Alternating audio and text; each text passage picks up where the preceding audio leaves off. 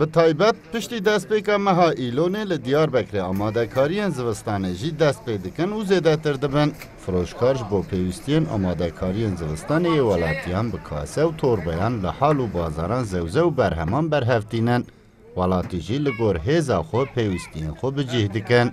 Du kasa frengî sendinin û çend kilo behlîcan çend kilo sot gede ciwanê fasola iştînin em ê qariştirmiş bikin de inşallah jê bixwin. Boy malê digirim boy şuşa şuşa dikîne ji boy zivistanê ondan sonra kasa wî ji xwe 27 kilo davê 140 milyon pere girtî kilo 5 nîva dayme mêrek.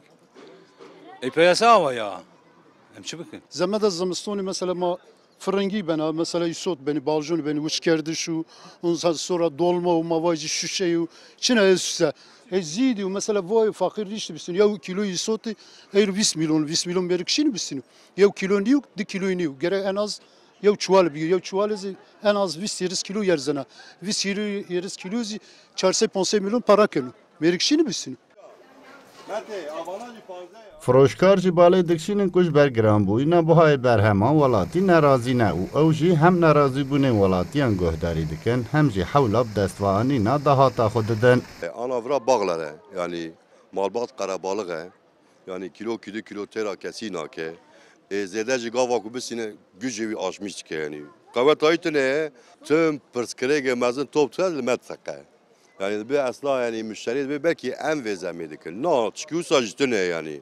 Nakliye sala çînên benzîn 7 milyon bû, îsal 30 milyon e. Çar qat zêde ye. Yani em pir ji xwe nakliye sıkıntı derdixe.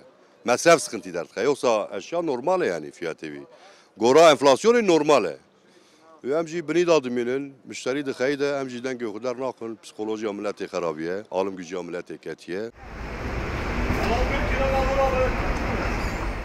Li gel bandorên qeyrana aborî ku li Tirkiye û Bakur li ser welatiyan tesîrê xwe berdewam dikin, li hala Diyarbekirê amadekariyên zivistanê hene. Herçiqa zebze îsal buha ve jî qase bi qase torbe bi torbe ji bo amadekariyê tên kirin. Welatî dibên ku li gor derfetê xwe em mecbûrin ku vê amadekariyê bikin.